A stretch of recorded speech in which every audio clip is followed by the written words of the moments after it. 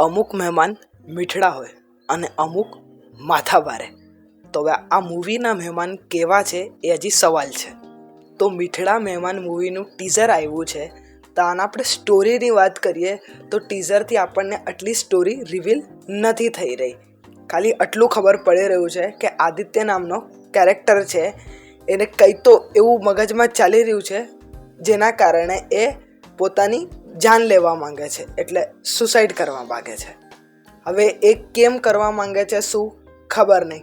અને એમાં પછી જે મિત્ર ગઢવી, આરોહી પટેલ એ બધા છે એ બધા એને પૂછે છે કે આવું તું કેમ કરી રહ્યો છે, તું એકલો રહે છે કદાચ એટલે તારા મનમાં આવા વિચારો આવે છે. પણ આદિત્ય છે એ ખાલી એમનો એમ ગુમસુમ રહ્યા કરે છે.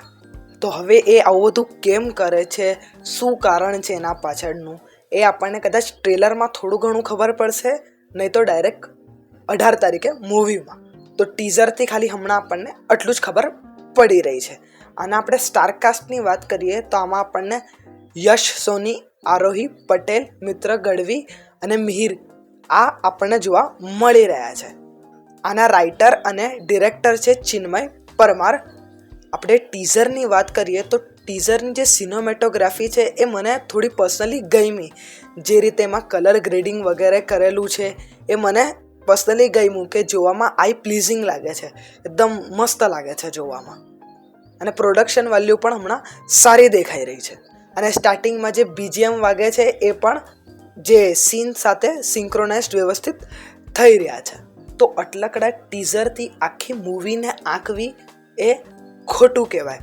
તો આપણે આના ટ્રેલરનું વેટ કરીએ ત્યારે આપણે એમ વ્યવસ્થિત ચર્ચા કરશું. તો આ મૂવી આવી રહી છે 18મી એપ્રિલે, ને એના જ સાથે આપણને શસ્ત્ર પણ 18મી એપ્રિલે જોવા મળવાની છે. તો આગળની વાત હવે કરીએ આપણે ટ્રેલર આવ્યા પછી.